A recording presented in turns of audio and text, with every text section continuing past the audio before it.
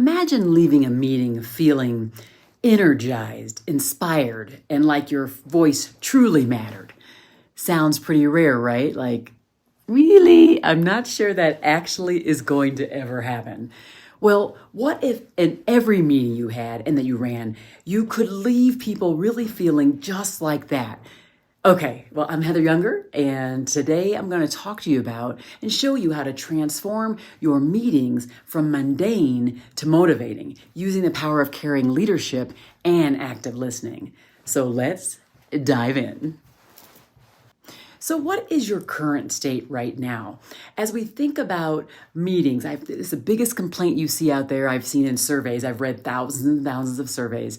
And I have to tell you that having boring meetings that seem like they are useless, is a huge, huge problem in the workplace. So what can you do as a manager or even just a team leader or someone who's managing meetings as a project lead to make your meetings much more engaging, let's say, and make sure that those people that are in your meetings are not writing those snarky comments on your surveys? Well, the first thing I would say is that you want to invite an open discussion.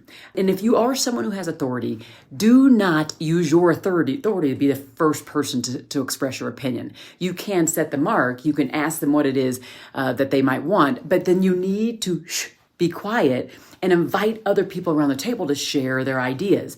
People love when they feel like their voice is heard. People love when they feel like they've been seen. And so they can do that, and you can create that space by making sure you don't speak up with your opinion first. Let everybody else speak first. Invite people to go around the table, calling people by their names. Hi, Shelley. Okay, I'd love to hear what you have to say. Jeff, you're awfully quiet. Let's hear what you have to say.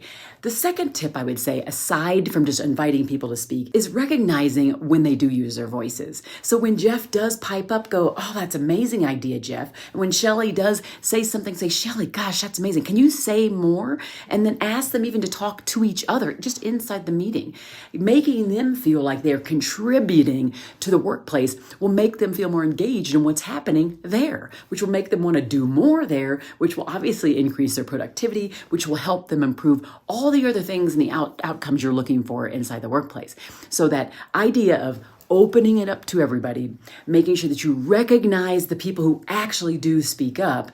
And then thirdly, I think what's so important is that when they are talking, we actually listen to them. You know that I talk a lot about active listening, that active leaning in to seek the truth of the other person, not being distracted by what's happening around you and expecting that and having them expect that you're going to give your undivided attention, your presence to them in the moment. Boy, think about meetings where people feel recognized, where they feel invited to speak up, and where they know that their manager and those around the table are leaning in to really understand their point of view, what they're doing. That is how you transform your meeting from this mundane kind of boring, this thing that's very distractible, to a place where everybody wants to hear other people's voices, wants to know that they're going to feel recognized, and they will. And again, when they pipe up, people are leaning in to listen. That is the kind of workplace. Those are the kind of meetings I think we all want to start getting to. Listen, I have been in many meetings over my 50-something years, and I can remember the ones where you're sitting there and wondering, is this thing ever going to end? It's very painful. I also remember the ones where it felt like it was on track, that we were accomplishing things and we were accomplishing things together. I remember being seen where a manager would call me out and in a positive way and ask for my feedback, and then everybody around the table can do it. And I then tried to emulate that to make sure I could also do that for people that maybe look to me for guidance, those that I led in some way. I wanted to be somebody who set clear expectations inside of meetings, and at the same time held myself and other people accountable for the decorum inside the meeting, and then tried to make it as engaging as possible. Listen, I'm not saying you have to put parties on and do rah-rah and do all these balloons and stuff in every meeting.